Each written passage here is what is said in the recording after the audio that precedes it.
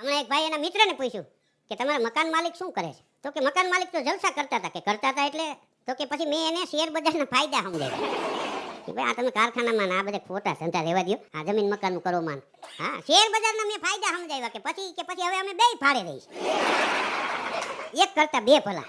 2 4 5 બાયું ભેગા થઈને આમ નીકળતા હતા ને, શેઠ આવ્યા. તો કે કઈ બાજુ? તો કે બજારમાં જાવ ખરીદી કરવા. એ કે આ તમને બાયુને કોણ સમજાવે? આ બધું ઓનલાઈન મળે છે, હું કામ ધક્કા ખાઉં છું. તો બાયુ કે અમારે ત્યાં વેપારી આરે ધડ કરવી હોય, ઓ હાડલા વિખાવીને એકઈ ન લેવા હોય, એનું ઠંડુ ગટગટાવવું હોય, હા એને પાછા પાડવા હોય, એ ઓનલાઈનમાં થાય. અને વાતે સાચી છે બધી.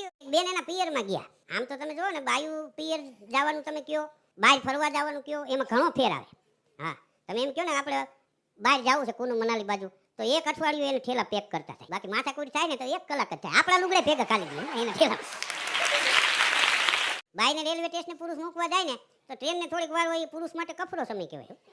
કારણ કે એક તો એના પત્ની જાતા હોય, એના હરખને રોકી રાખવો, ઉપરથી ગંભીરતાના ભાવ ધારણ કરવા તો જલ્દી વૈયા આવજો ને એવું ન કરતા. તારી બા કે તો 2 દી રોકાઈ જો.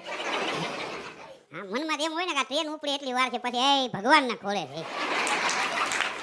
ટ્રેન ઉપડે તા તો તરત ફોન કરે, પકલા ક્યાં છો? કે હમણાં ફ્રી થો 2-3 દી.